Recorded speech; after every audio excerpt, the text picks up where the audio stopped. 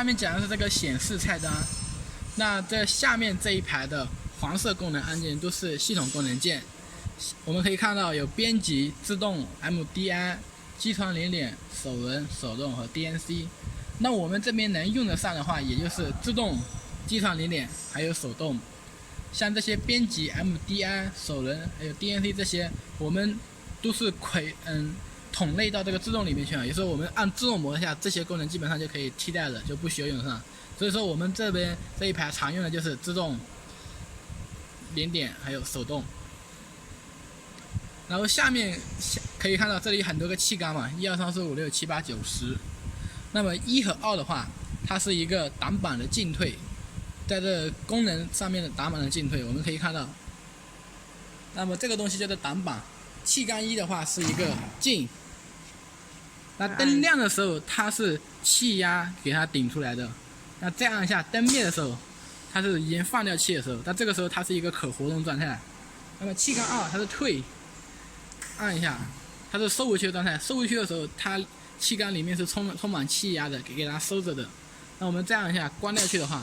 它是气缸里面放掉气以后，它就可以活动了。你再按一下气缸1是出，2是退。然后这边还有一个345是外接功能按键，也就是说我们如果后面要继续增加一些功能按键的话，可以使用这些备用的功能呢，就是给它重新安排上。那这345、6、7的话，它是进给倍率的调整。进给倍率，我们可以在这个监程界面的时候看到，那这里有一个进给倍率。那现在正常情况下是100%，也就是正常的情况下100%的话，就是我们速度给1000的话，它就是1000的速度，它是100%嘛。那按7是增加，6是减少。啊，如果我现在按到120%的情况下，那我们在程序里面给1000，那实际运行的时候它有1200，比如说提升了20%，那这个最高它是提升到150%，最低的话那就是0了。正常情况下我们都是在100%这个状态的。然后这个气缸8，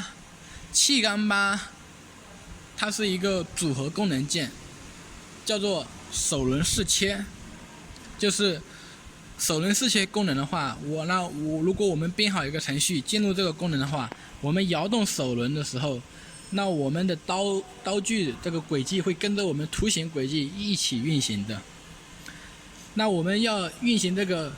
手轮式切的时候，首先进入自动模式，自动模式后打开气缸8，然后再按启动，那它就会进入到一个手轮式切模式。然后我们取消的话，记住先按复位，先是停止这个程序，然后我们再取消这个气缸8。因为我们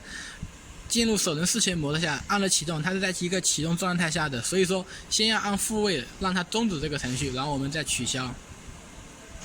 然后这边这个气缸9是液压杖开关，那么液压杖只有在我们这种有液压的机型上它才可以使用。液压的话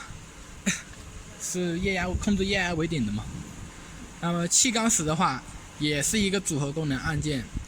它是在手动模式下打开气缸10，